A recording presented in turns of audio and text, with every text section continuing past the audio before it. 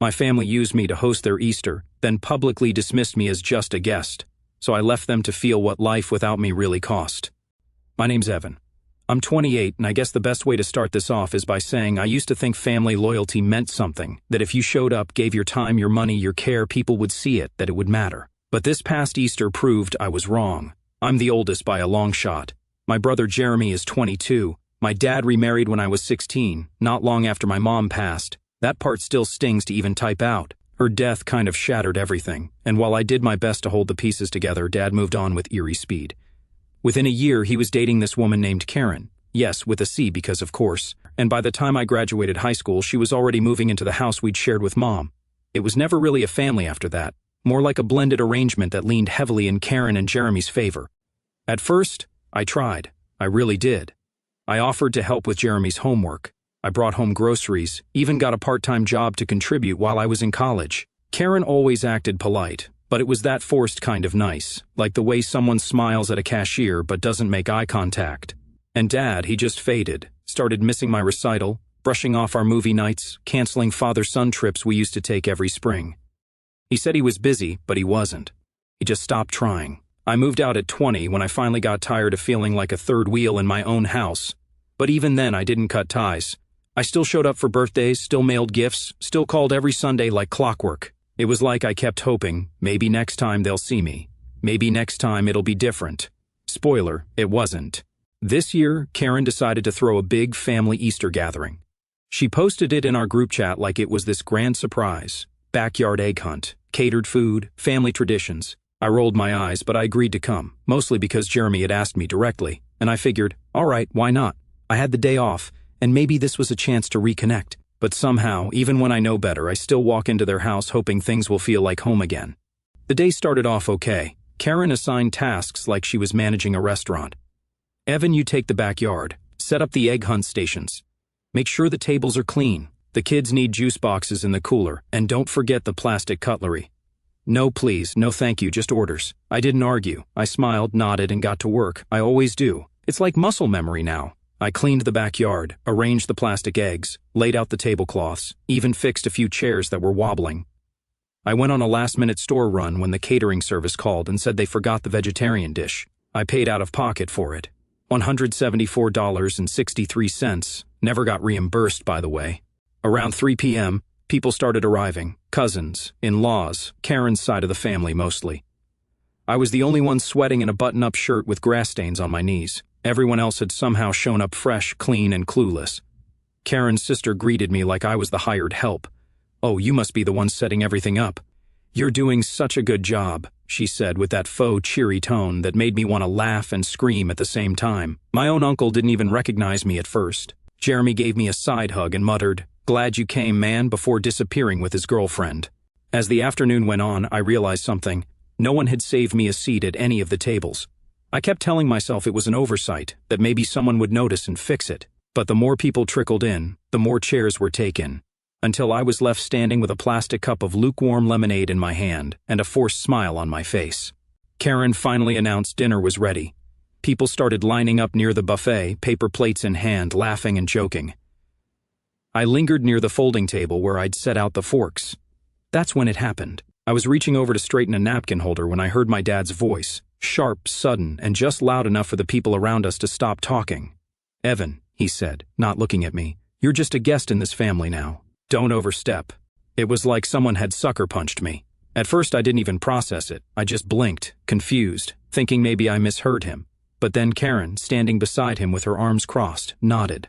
"It's not your place to run things here," she added with this smug little smile, like she'd been waiting years to say that out loud.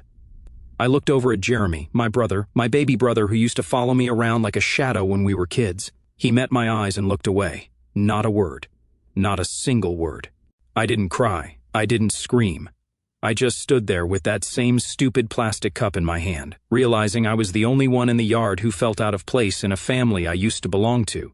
I walked inside, didn't say a word, found my bag by the front door where I dropped it earlier that morning, and then I started unplugging things. The Wi-Fi router, gone. I bought it last year when theirs broke, and no one bothered to replace it. The backyard speakers, mine. I'd lent them for Jeremy's graduation and never got them back. Gone. That extra generator keeping the catering warm, surprise, that was mine too. Bought it during a snowstorm last winter and left it with Dad just in case. I unplugged it and carried it to my car like it weighed nothing. It felt like something in me had just clicked off, like the years of bending over backwards, staying quiet, swallowing hurt, just evaporated. And I wasn't done yet. I walked out to my car, slow and steady, like I wasn't fuming inside, like I hadn't just been told out loud in front of a yard full of people that I didn't belong to my own family anymore. But I wasn't going to cry. Not for them. Not anymore. As I opened my trunk and started loading the gear, I noticed someone watching me from the kitchen window. Jeremy. He didn't come out, he didn't say anything, just stared. I almost laughed. Maybe he was shocked I didn't just slink off quietly like always. Not this time. After loading up, I got in the car and sat with the engine running. I stared down at my phone and opened a little folder I kept on my notes app. It was labeled Shared Expenses, and it held a lot of things my family had conveniently forgotten I'd covered over the years. Like the car insurance policy that was still in my name. Dad had totaled his car a few years back, and I stepped in to co-sign the new one and get him a good rate through my provider. He never transferred it. I paid the monthly premiums quietly, out of guilt, I guess, or habit, or the utilities. The house was still under Mom's name when she passed, and I'd never officially removed myself as the secondary account holder. When they had a financial rough patch last year, Karen had taken a break from work to focus on her wellness, whatever that meant. I agreed to cover the electric bill for a few months. Those months turned into a year. I had all the account logins, still had access, still had control. And then there was the big one. I wasn't just footing the bill for the Wi-Fi or their Amazon Prime. I was also the guarantor on their new HVAC system. They'd had a problem with their old unit during the worst summer heat wave in decades. And when the contractor required a CO signer, guess who got the call? Me. I didn't even hesitate, just showed up and signed, paid the first installment out of pocket to get things rolling. Guess what else I had? The contract. So I opened the billing portal, unlinked my card, clicked transfer ownership. When it wouldn't let me because they hadn't made enough consistent payments, I clicked cancel autopay instead. Then I logged into the electric company, paused the payment, texted customer service with a simple line, "I'm no longer residing at this address and would like to be removed as a payee." They replied within minutes, saying they'd reach out to confirm with the primary holder. I smiled. Then I found the insurance app, pulled up the car policy, removed my payment method, sent a cancellation notice with an end-of-month date. And finally, I screenshotted every single cancellation, removal, and email confirmation and emailed it to my dad. Subject line, "Since I'm just a guest, here's what I'll stop providing." I hit send, then I drove off. I was about 5 minutes away when the call started. First it was Jeremy, then Karen, then Dad. None of them left voicemails. I didn't answer. Instead, I drove to my apartment, parked, and made myself a sandwich, the kind I always used to eat as a kid, peanut butter and jelly with the crust cut off. I needed something familiar, something grounding. It was about an hour later when Jeremy finally texted, "Dude, what's going on?" I stared at it for a while before replying. I texted, "Just a guest, remember?" No response. The next morning I woke up to find 4 missed calls from Karen, 2 emails from Dad, 1 angry, 1 concerned, and a voicemail from my aunt saying she'd heard things got tense and maybe I was overreacting. Overreacting? I helped throw an entire family gathering, paid out of pocket, and was told publicly I didn't belong. But sure, I was the problem. They underestimated me again. That afternoon the power went out at their house. I know this because Jeremy texted, "Power's off. Did you do something?" I waited 5 minutes, then replied, "You'd have to ask the family, I'm just the guest." 2 hours later, my dad left me a voicemail. His voice was tight, controlled, but there was a little crack in it, like he couldn't quite believe this was happening. "Evan," he said, "we need to talk. I think things got out of hand. Karen shouldn't have said that. I didn't mean it the way it sounded. You know I appreciate everything you've done. Let's talk, please." I didn't respond. I needed him to feel it, really feel it, because this wasn't just about Easter. It wasn't about a folding chair or some plastic eggs. It was about every ignored effort, every brushed-off holiday, every time I called and no one picked up. It was about being made to feel like a burden in the same house where I used to hear bedtime stories and make pancakes on Sundays. It was about the little boy who watched his dad move on too fast, who kept hoping year after year that maybe, just maybe, he'd be seen again. And now he finally was. And I wasn't done yet. I waited a full 24 hours before even thinking about calling him back. Not because I was playing games, but because I needed the time to think, to breathe, to not react emotionally like I always had in the past. I wanted to go into this clear-headed, not with hope that he'd suddenly apologize or explain it all away, but to hear, really hear, what he had to say when the control slipped out of his hands.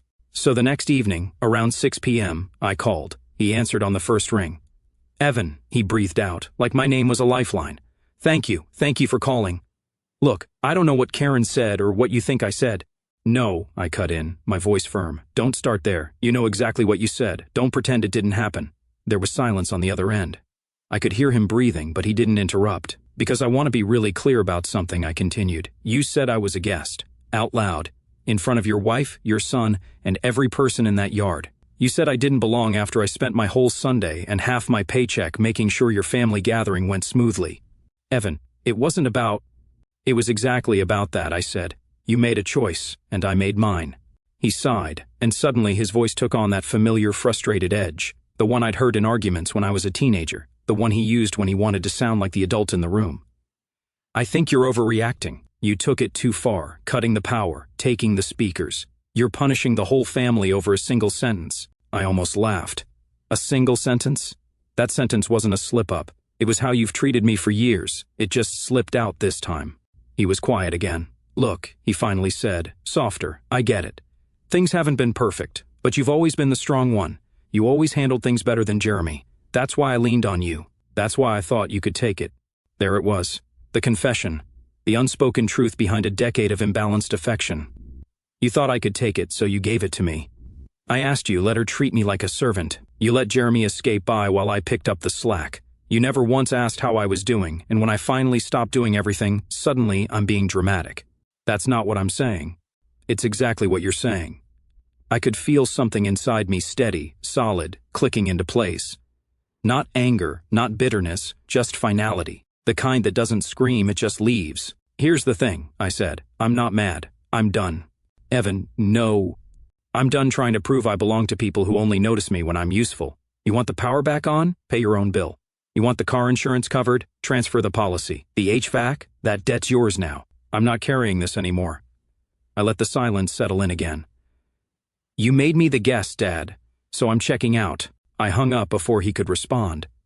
I didn't block him. I didn't send a dramatic follow-up email.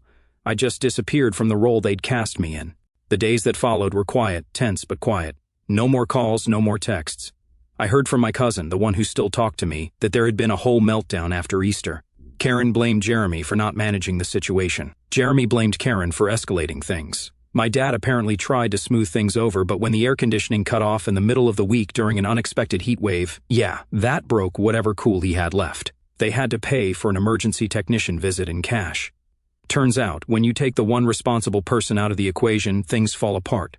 I focused on my own life, took a few days off work, slept in, ate well, cleaned my apartment, and for the first time in forever, I didn't feel the weight of being the good son, the fixer, the one holding the family together with duct tape and denial. Then, a week later, Jeremy showed up at my apartment. I heard the knock and checked the peephole before opening. He looked sheepish, sweaty, like he'd been pacing in the hall for too long. "Hey," he said. I raised an eyebrow. "You could have texted. I figured you wouldn't answer." "I didn't know," he said after a second. "About everything, the payments, the catering, the insurance. I didn't realize how much you were doing." I leaned against the doorframe, arms crossed. "You didn't care to know." He nodded. "Yeah, I didn't. I just got used to it, you always handling everything. I guess I thought you liked it." "Did I look like I liked it?" He smiled faintly, then looked down. "No, not really." There was a long pause. I could tell he wasn't here to argue. That was new. "I talked to Dad," he said. He's Dad. He's blaming Karen but also trying to guilt you for abandoning him. I told him he was lucky you stuck around as long as you did." That almost made me smile. Then he added, "I want to fix things with you, not for them, just us." I studied his face. For once, there was no entitlement there, no cocky younger brother grin, just honesty. "You want to fix it?" I asked. "Then start by not needing me to do all the work." He nodded again. "Fair." I opened the door wider and stepped aside. "You want water?" He exhaled like he'd been holding his breath the entire time. "Yeah, that would be great." As we sat down in my kitchen, something shifted. Not fully healed, not forgiven, but cracked open just enough for the air to move again. My dad would keep calling, I was sure. Karen might even send a guilt-ridden email about rebuilding trust, but I wasn't playing along anymore. This time, the guest had left for good.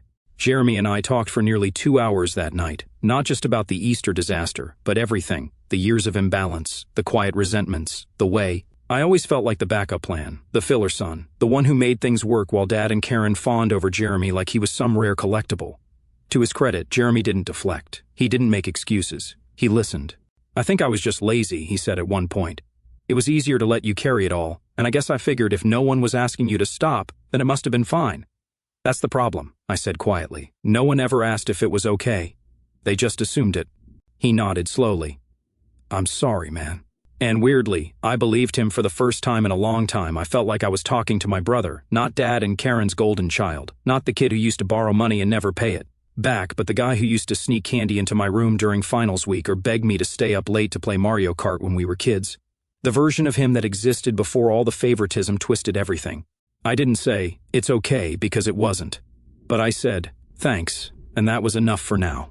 The next few weeks were uneventful in the best possible way. I went to work, came home, watched movies I hadn't seen in years, cooked dinner for myself instead of grabbing takeout while sprinting between responsibilities. My apartment became a haven instead of a layover between disasters.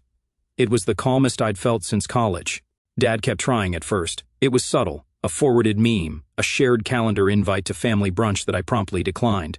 Then came the apology texts, each more desperate than the last. "We were all stressed that day, you know I didn't mean it like that. You've always been part of this family, Evan. Please don't do this. You're tearing us apart." That one actually made me laugh. Me? I'm not tearing anyone apart. I'm just done being the glue. He didn't reply.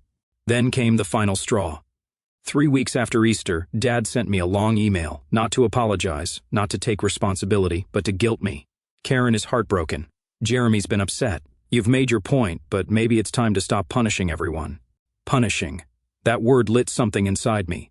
Because let me be clear, I hadn't done this to be vindictive. I didn't flip the switch to hurt anyone. I did it because it was the only way to be heard, to stop the cycle, to remind them that I wasn't some silent, dependable footnote in their lives. But apparently standing up for myself was punishment. So I wrote back, "You want to talk about punishment? Let's talk. For 10 years I've helped with your bills, your car, your home. I paid for groceries when you were short, paid Jeremy's college application fees, lent Karen money for that wellness retreat she never paid me back for. I was your backup wallet, backup organizer, backup emotional support system. I planned birthdays, I picked up decorations, I called every Sunday for years. You forgot my birthday twice. At Christmas last year, you gave me a $20 gift card while Jeremy got a new laptop. You said I already had a good setup. And on Easter, after I planned and paid and set up and cleaned, you stood in front of the family and said I was just a guest. You don't get to call my boundaries punishment. You don't get to hurt me for years and then act shocked when I finally stopped letting you. You made your choices. I'm making mine." I ended it with a simple line, "I wish you well, but I'm done." And I was. I didn't check for a reply. I archived the thread, blocked his number for my own peace, and stepped away completely. Now, here's where it gets interesting. 2 months later, I got a call from Jeremy. "Dad moved out," he said, voice low.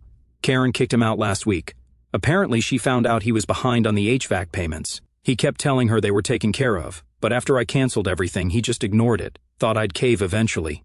I closed my eyes. Of course he did. So they started getting final notices. Then the repair guy came back and said there was a lien being placed if they didn't pay. Karen lost it. She blamed him for everything, said you never should have been responsible for any of it.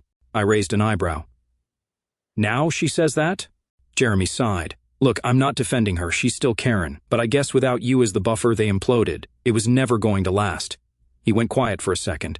"He's been staying at Uncle Rob's, said he's thinking of selling the house." "Wow," I muttered. All of that from one sentence in the backyard. Jeremy laughed dryly. "Yeah, guess you weren't just a guest after all." We stayed in touch after that, slowly, casually. He came by a few more times.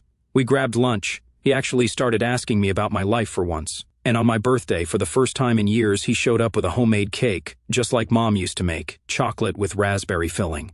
"I didn't even know you could bake," I said. "Figured I owed you one," he said, "for all the ones you covered."